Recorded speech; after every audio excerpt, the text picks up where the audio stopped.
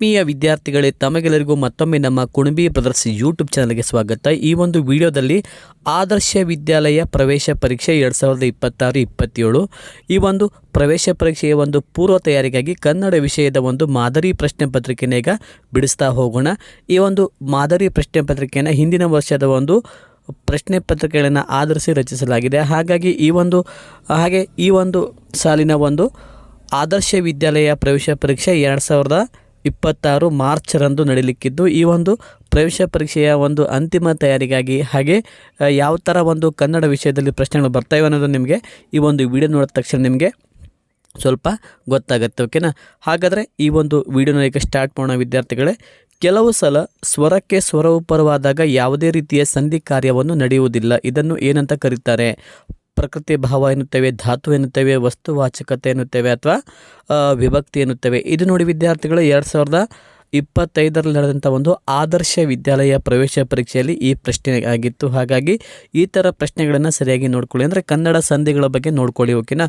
ಹಾಗಾದರೆ ಇದಕ್ಕೆ ಯಾವುದು ಅಂತಂದರೆ ಆಪ್ಷನ್ ಎ ಪ್ರಕೃತಿ ಭಾವ ಅನ್ನೋದು ಸರಿಯಾದ ಉತ್ತರ ಆಗುತ್ತೆ. ಪ್ರಕೃತಿ ಭಾವ ಅನ್ನೋದು ಇಲ್ಲಿ ಸರಿಯಾದ ಉತ್ತರ ಆಗುತ್ತೆ. ಯಾಕಂತಂದರೆ ಇಲ್ಲಿ ಬಾ ಅಂತಂದಾಗ ಇಲ್ಲಿ ಬಾ ಇದನ್ನು ಬಿಡಿಸಿದಾಗ ಇಲ್ಲಿ ಪ್ಲಸ್ ಬಾ ಅಂತಾನೆ ಪ್ಲಸ್ ಬಾ, ಹೌದಾ? ಅಂದರೆ ಏನೂ ಚೇಂಜಸ್ ಆಗೋದಿಲ್ಲ. ಇಂಥ ಶಬ್ದಗಳನ್ನು ನಾವು ಪ್ರಕೃತಿ ಭಾವ ಅಂತ ಹೇಳ್ತೀವಿ. ಅವು ಸಂಧಿ ಕಾರ್ಯ ನಡೆಯೋದಿಲ್ಲ. ನೆಕ್ಸ್ಟ್ ನೋಡಿ, ತಳ, ಪಾದ, ಅಳತೆ ಎಂಬ ನಾನಾರ್ಥಗಳನ್ನು ಸೂಚಿಸುವ ಒಂದೇ ಪದ ಯಾವುದು? ತುದಿ, ಅಡಿ, ಕಾಲ, ಭಾಗ ಅಂತ ಇದೆ. ಸರಿಯಾದ ಉತ್ತರ ಅಡಿ ಅನ್ನುವಂಥ ಒಂದು ಅರ್ಥನ ಕೊಡುವಂಥದ್ದು ವಿದ್ಯಾರ್ಥಿಗಳೇ, ಅಡಿ. ನೆಕ್ಸ್ಟ್ ನೋಡಿ, ಶಿಕ್ಷಕರು ಭಾರತ ದೇಶದ ಭೂಪಟದಲ್ಲಿ ಪರ್ವತ ನದಿಗಳನ್ನು ಗುರುತಿಸಲು ಮಾರ್ಗದರ್ಶನ ಮಾಡಿದರು. ಈ ವಾಕ್ಯದಲ್ಲಿ ಅನ್ವರ್ಥನಾಮ ಯಾವುದು ಅಂತ ಕೇಳಿದ್ದಾರೆ.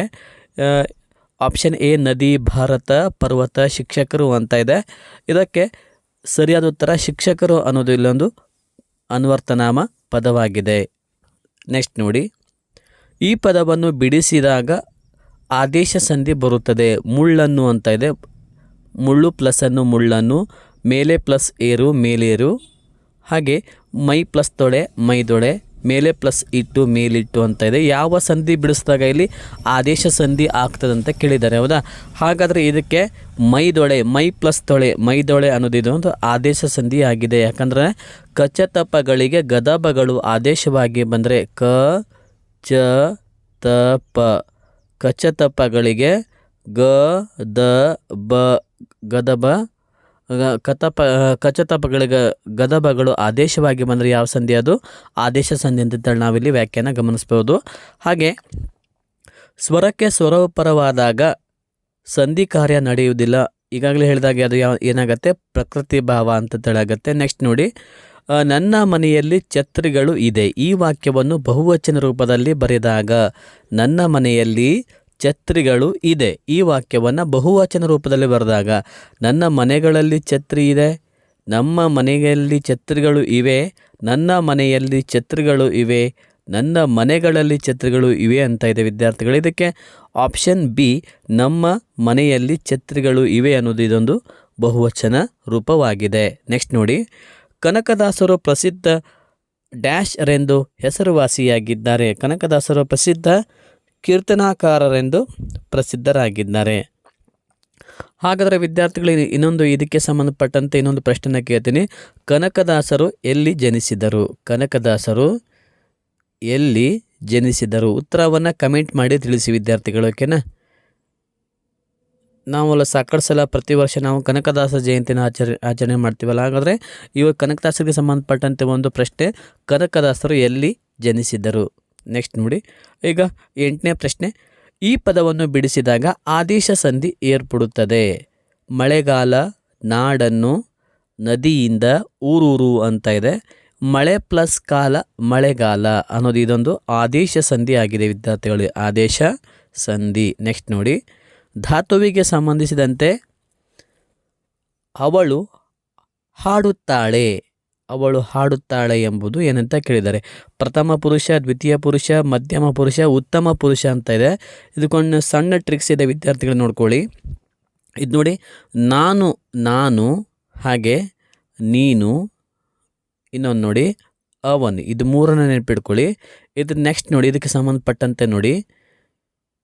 ನೆಕ್ಸ್ಟ್ ನಾನು ಅನ್ನೋದು ಇಲ್ಲಿ ಉತ್ತಮ ಪುರುಷ, ನೀನು ಅನ್ನೋದು ಮಧ್ಯಮ ಪುರುಷ, ಅವನು ಅನ್ನೋದು ಪ್ರಥಮ ಪುರುಷ. ನೆನ್ಪಿಟ್ಕೊಳ್ಳಿ, ನಾನು ಅಂತಂದರೆ ಉತ್ತಮ ಪುರುಷ, ನೀನು ಅಂತಂದರೆ ಮಧ್ಯಮ ಪುರುಷ, ಅವನು ಅಥವಾ ಅವಳು ಅವರು ಅಂತಂದರೆ ಇದು ಪ್ರಥಮ ಪುರುಷ ಆಗತ್ತೆ. ಹಾಗಾದರೆ ಈ ಪ್ರಶ್ನೆನ ನೋಡಿ, ಇಲ್ಲಿ ಅವಳು ಅಂತ ಇದೆ, ಹೌದಾ? ನಾನು ನೀನು ಅಲ್ಲ, ಅವಳು ಅಂತ ಇದೆ. ಹಾಗಾಗಿ ಇದು ಪ್ರಥಮ ಪುರುಷ ಆಗತ್ತೆ. ಆಪ್ಷನ್ ಎ ಸರಿಯಾದ ಉತ್ತರ.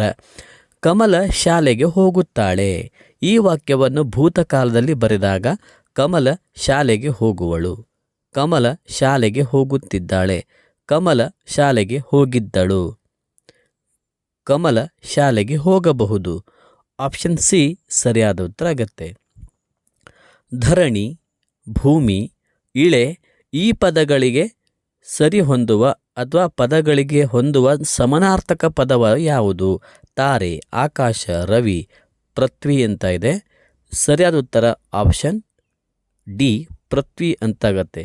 ರೈತನ ಭತ್ತವನ್ನು ಅಥವಾ ರೈತನು ಭತ್ತವನ್ನು ಚೀಲದಲ್ಲಿ ತುಂಬುವನು. ಈ ವಾಕ್ಯದಲ್ಲಿರುವ ಕ್ರಿಯಾಪದ ಯಾವುದು? ಕ್ರಿಯಾಪದ ಯಾವುದು ಅಂತ ಕೇಳಿದ್ದಾರೆ, ಹೌದಾ?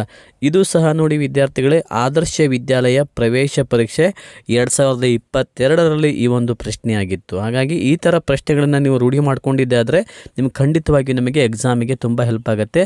ಹಾಗೆ ವಿದ್ಯಾರ್ಥಿಗಳೇ, ತಾವು ಇದೇ ಥರ ಇನ್ನೂ ಹೆಚ್ಚಿನ ರೀತಿಯ ಲೈವ್ ಕ್ಲಾಸಸ್ಗಳು ಹಾಗೆ ಈ ಥರ ಒಂದು ಸಾಕಷ್ಟು ನೋಟ್ಸ್ಗಳ ಒಂದು ಹಾಗೆ ಮಾದರಿ ಪ್ರಶ್ನೆ ಪತ್ರಿಕೆಗಳ ಒಂದು ವಿಡಿಯೋ ಬೇಕಾದಲ್ಲಿ ನಮ್ಮ ಕುಣಬಿ ಬ್ರದರ್ಸ್ ಯೂಟ್ಯೂಬ್ ಚಾನಲನ್ನು ಸಬ್ಸ್ಕ್ರೈಬ್ ಮಾಡಿಕೊಂಡು ನಿಮ್ಮ ಸ್ನೇಹಿತರಿಗೂ ಸಹ ಈ ವಿಡಿಯೋಸ್ಗಳನ್ನು ಶೇರ್ ಮಾಡಿ. ನೋಡಿ, ಇದಕ್ಕೆ ಸರಿಯಾದ ಉತ್ತರ ನೋಡಿ, ತುಂಬುವನು ಅನ್ನೋದು ಇಲ್ಲಿ ಸರಿಯಾದ ಉತ್ತರ ಆಗುತ್ತೆ. ರಾಧಾಳು ಮಗುವಿಗೆ ಹೊಸ ಬಟ್ಟೆ ತೊಡಿಸಿ ಸಂತೋಷಪಟ್ಟಳು. ಈ ವಾಕ್ಯದಲ್ಲಿ ಮಗುವಿಗೆ ಪದವು ಸೂಚಿಸುವ ವಿಭಕ್ತಿ ಪ್ರತ್ಯಯ ಯಾವುದು? ನಿಮ್ಗೆ ಗೊತ್ತಿದೆ, ವಿಭಕ್ತಿ ಪ್ರತ್ಯಯಗಳನ್ನು ಸರಿಯಾಗಿ ನೋಡ್ಕೊಳ್ಳಿ ವಿದ್ಯಾರ್ಥಿಗಳು. ಪ್ರಥಮ ಉ, ದ್ವಿತೀಯ ಅನ್ನು, ತೃತೀಯದಿಂದ ಚತುರ್ಥಿ ಹೀಗೇಕೆ, ಸಪ್ತಮಿಯಲ್ಲಿ ಷಷ್ಠಿಯ ಸಂಬೋಧನೆ ದೆಸೆಯಿಂದ. ಈ ಥರ ನೀವು ವಿಭಕ್ತಿ ಪ್ರತ್ಯಯಗಳನ್ನು ಕಂಠಪಾಠ ಮಾಡಿಕೊಂಡ್ರೆ ನಿಮಗೆ ಎಕ್ಸಾಮಿಗೆ ತುಂಬ ಹೆಲ್ಪ್ ಆಗುತ್ತೆ. ಸೊ ಇಲ್ಲಿ ಮಗುವಿಗೆ ಹೀಗೆ ಅಂತ ಇದೆ, ಗೆ, ಹೌದಾ? ಚತುರ್ಥಿ ಹೀಗೇಕೆ, ಚತುರ್ಥಿ ವಿಭಕ್ತಿ ಪ್ರತ್ಯಯ ಅಂತ ಆಗ್ತದೆ, ಹೌದಾ? ನೆಕ್ಸ್ಟ್ ನೋಡಿ,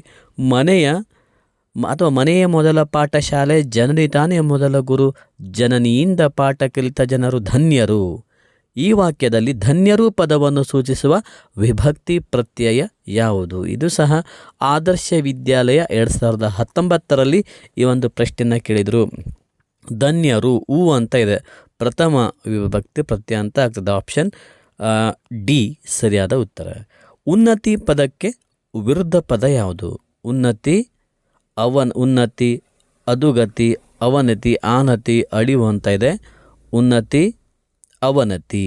ನೆಕ್ಸ್ಟ್ ನೋಡಿ, ಪ್ರಾಣೇಶನು ಹಾಸ್ಯ ಕಾರ್ಯಕ್ರಮವನ್ನು ನೀಡುವಲ್ಲಿ ಎತ್ತಿದ ಕೈ. ಈ ವಾಕ್ಯದಲ್ಲಿ ಎತ್ತಿದ ಕೈ ನುಡಿಗಟ್ಟಿನ ಅರ್ಥ ಏನು ಅಂತ ಕೇಳಿದ್ದಾರೆ. ಎತ್ತಿದ ಕೈ ಈ ನುಡಿಗಟ್ಟಿನ ಅರ್ಥನ ಕೇಳಿದ್ದಾರೆ.